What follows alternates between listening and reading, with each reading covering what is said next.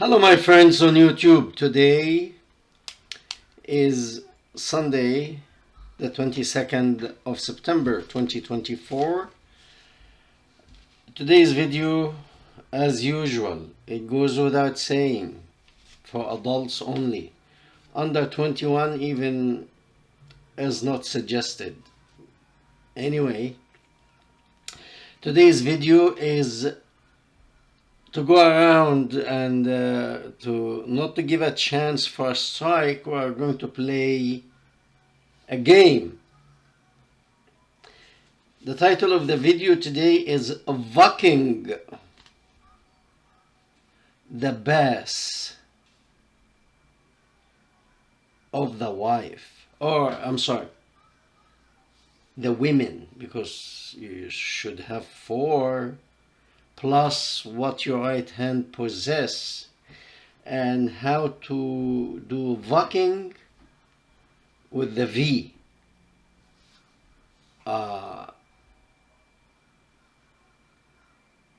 In the back. Try to understand. That was very important thing for the Prophet of Allah. May the blessing of Allah be upon him. We have to give him the respect he deserves. I don't know if he deserves, but we give him the respect anyway, because the followers, they always ask you to respect the Prophet of Allah. Always respect the Prophet of Allah. So we try to do that. Although there is a saying, it says, if you demand the respect, it means you don't deserve it. So that's something for the follower of this stuff to reflect on. If you demand the respect, you don't deserve it. People should respect you automatically without demanding. Okay, so today's video is about, it's something that it bothered me for so many years. in the Quran, there's a Quranic verse in the second chapter, 223, says, I'm going to put it in the description box so that you can read that. Even the translation, it's written in a way, it suggests, it says, your women, not one woman, women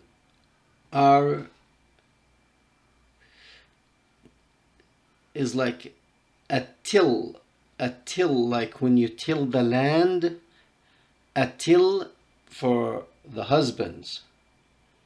So you go in any way and till the land. Till your women, whether they are wives or what your right hand possess. You could have four wives plus those who you own from an invasion or what have you. Like for example, the Jewish young lady Safiya bint Huyay, whom was captured. In the beginning, she was the Prophet of Allah, may the blessing of Allah be upon him. He possessed her, so he can till her. When you say, I till the land, and if you Google that, the Google image, normally is a farmer in the old days. Before now you have tractors, they do that.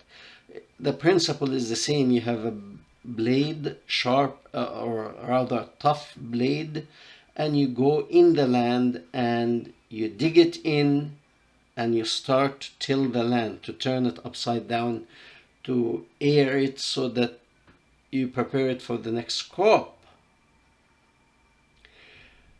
So to liken your wife or wives with that kind of expression, it's a little bit vulgar in my opinion. Anyway, Probably that was the culture, and the Allah was, you know, talking to these people with their mentality. Okay, we are different now, so we don't need to repeat that nonsense. I'm sorry to say. We cannot and we should not be vulgar, especially towards your wife.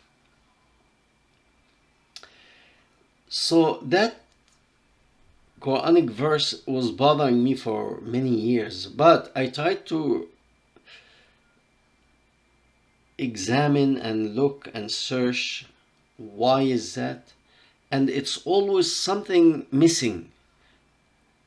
You only read that we're going to talk about the religious leaders. We're going to talk about answering the people who are trying to mess up with the Muslims people's mind. We're going to show them that this is not what they think, but they don't tell you where is that coming from, why people think this way. I was kind of like, why you say this Quranic verse? It says, your women are tilth for you, and you can come to till your women in any way you want. I found out that there was a person about 3 days ago. He has these the printed material, and he was talking about it, and I found it. So I'm going to read to you what he put, and it's really rather disturbing. So here it is. I'm going to translate it because this is even not easy to find in Arabic. I found some people commenting about it, but the book itself or the hadith itself kind of like hiding it. This is in the Muslim Sunni. The Muslim Shiite actually are proud of it somehow. Shiite are with sex are more honest than the Sunni. Sunni, they are ashamed of that hadith and this talk, and they always try to defend it, that this is not what the Prophet of Allah meant. So we're going to talk about it. It is 139, and it says the person who wrote it, his name is, I'm going to put it in the description box, and you can, I found one research in English, and I'm going to put in the in the description box, and you can read. It says that so and so of, you know, that chain coming down until they tell you a man had a relationship with his wife in the Ba Ss. Let's call it Ba Ss. In her Ba Ss. I don't want another strike. So, because it was in the Ba Ss, and this is something very interesting. The Prophet of Allah, may the blessing of Allah be upon him, people knew that he can have sex with 9 to 11 wives in one single night with one wash. And this man, he had sexual relationship with his wife in the Ba Ss, and also people knew about it. So it looks like it was culturally what we call here, that we use the Spanish word macho. It shows that you are a macho guy, strong male, macho, strong guy. You can take care of 9 to 11 women in one night with one wash, because you don't have time to wash. These are at least 9. And you had what your right hand possess. If one of them is pretty, you have to also pass by her too. So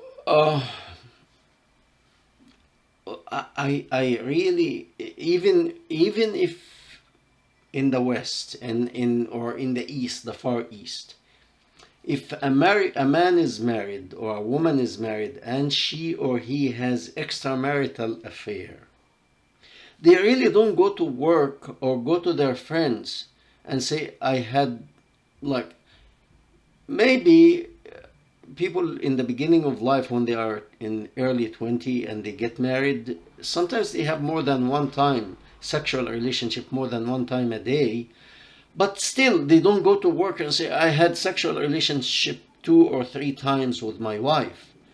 That's between you and your wife. Nobody has to know. I never heard anyone brags of that. Okay? And I never heard of a person who would say, I had sexual relationship with more than one woman in a day. And even if it happens, which it could happen, you don't find people bragging of that every day in the daily life. However, in the tradition that we read, it seems that the Prophet of Allah was bragging that he is a macho and he can do 9 women in one night. And this guy, otherwise how would the people know about it, and how? Because it says people felt disgusted by his behavior. He was telling them, I had sexual relationship with my wife in the derriere or in the Ba Ss.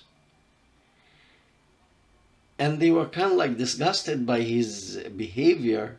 But he wanted probably to show that he is a macho guy and he can do front and back.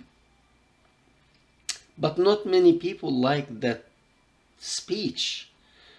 So he went to the Prophet of Allah to ask, what do you think of that? I did in the Ba Ss.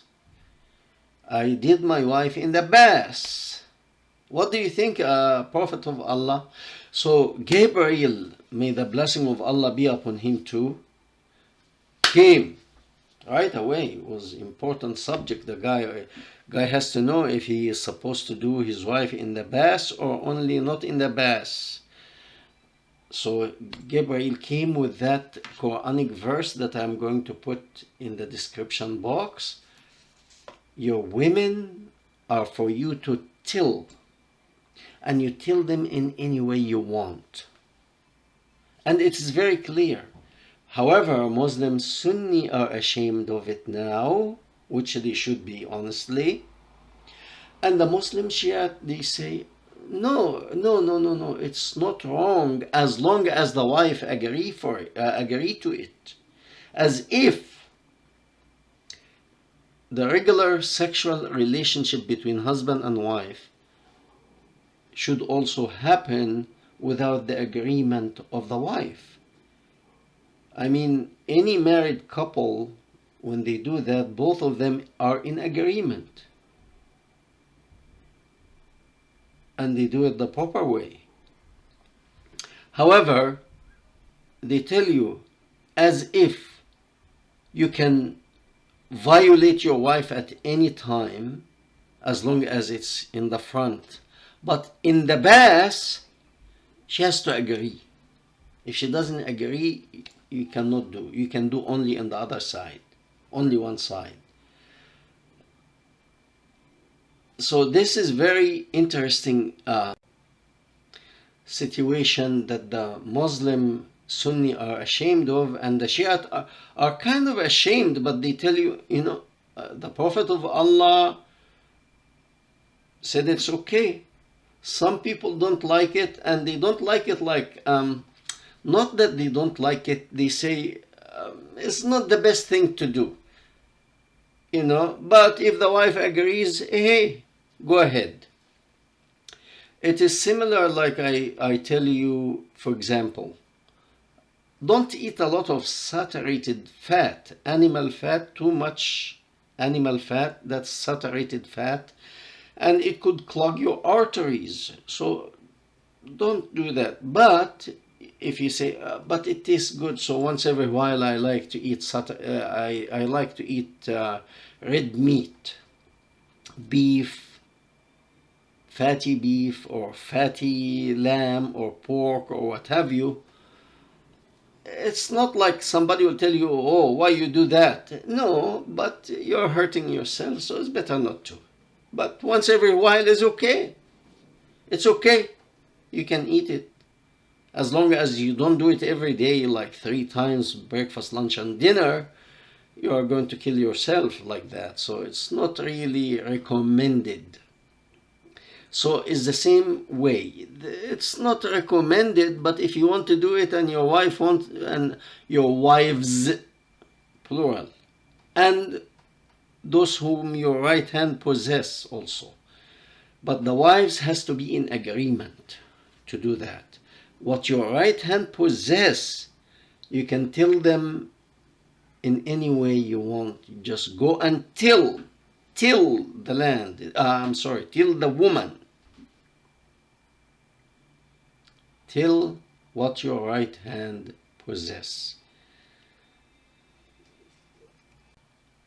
So as we can see, the Prophet of Allah, may the blessing of Allah be upon him, he gave us so many good advice.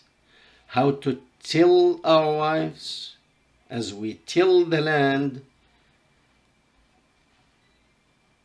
and how to till them from the front, how to till them from the side, from the back, or on the side. You could actually, if you want, that's not with the wives though, because the wives, they don't have entrance on the side to till from the side. However, those whom your right hand possess, these you have ownership over them. So if you want to till from the side, even though they don't have entrance on the side, you can make your own entrance, and if she dies, that's okay. It's okay. It's not a big deal. You own her. You own her. She is a possession. And that, I'm sorry, but it's really upsetting. Muslim women don't look at that. You too are owned. He paid for you ahead of time. When he paid your dowry, he bought you. You are bought. Okay? He paid the dowry. So he can till you anytime he wants. Only if he wants to till you in the Ba Ss, you have to agree. If you don't agree, then that's okay.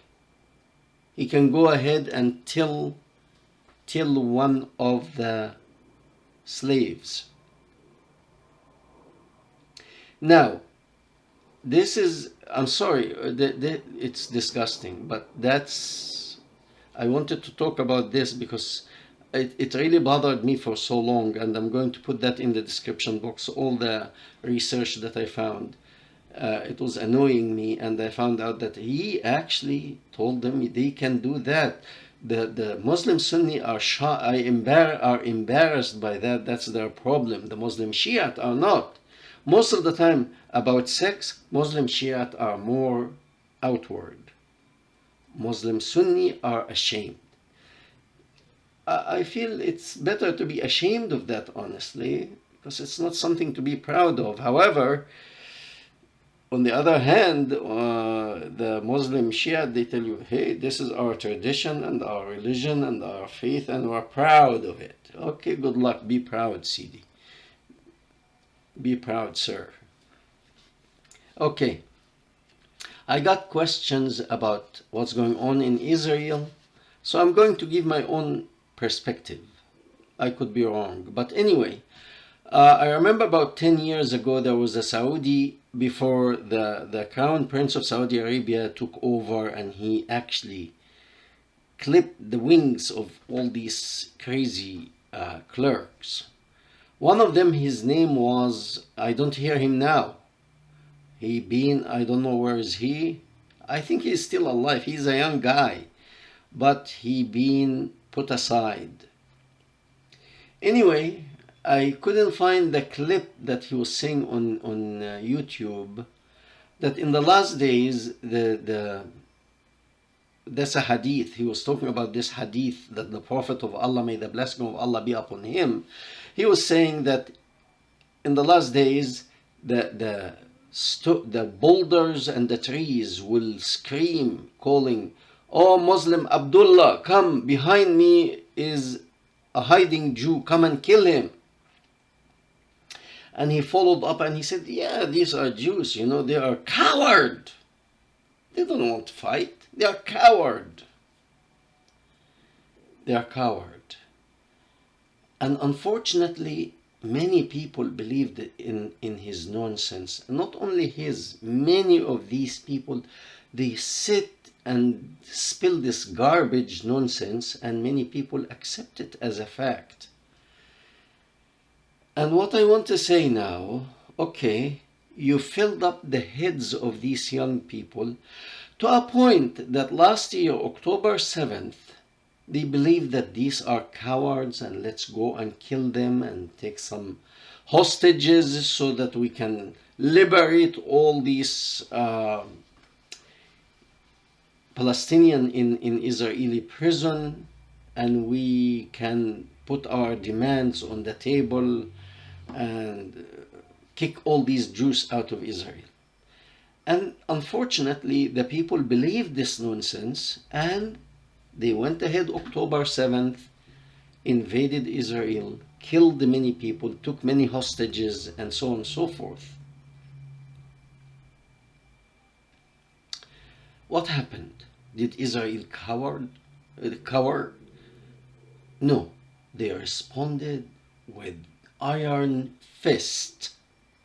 Okay? You don't see any Jewish Israeli soldier concerned about his life, worried, or afraid. Those who are afraid and hiding, the cowards they go and do whatever they want to do, and they go and hide in the tunnels. Israel destroyed most of these tunnels in Gaza. And unfortunately, your stupid behavior, not just your stupid, the clerks who put this in your head, that these people are coward and you can get away with anything, you are paying the price. And the innocent people in Gaza are paying the price. And I hope people can think now and learn that this, the result of the brainwashing that came from the religious clerk who spilled garbage to us. We believed it, we acted upon it, and we are paying the price for it now. Who is hiding now? The Israelis or Hamas soldiers? Where are they hiding? They are hiding behind women and children. Shame on you. Now, in my opinion, Israel, if you want to know the situation, apply it to yourself. If somebody attacks you in your home, kills some of your children and grandchildren, rape some of your daughters, kill your wife, and break your bones, once you get up, what would you do with these people? This is what Israel is doing now. So they are practically done with Hamas in Gaza, in the tunnel. They don't have any military capability now. Some of them still hiding, that's true, but it's okay. They are ineffective now. Now they turn around, they are dealing with Hezbollah in the north, hiding in southern Lebanon. And this is a military genius, whoever come up with this idea, the attack of the pager and the walkie-talkie. Because most of the soldiers have been rendered. Those who are killed, are gone. Those who are still alive cannot do much because they either lost their eyesight, they lost their hearings, they lost their fingertips, they cannot fire a gun, they can see to assess, they cannot hear. So, in my opinion, Israel started to clean up the north of Israel, or the southern part of Lebanon, where Hezbollah is concentrated and protected by Iran. Later on will be Iran. Thank you very much, and we hope to hear from you.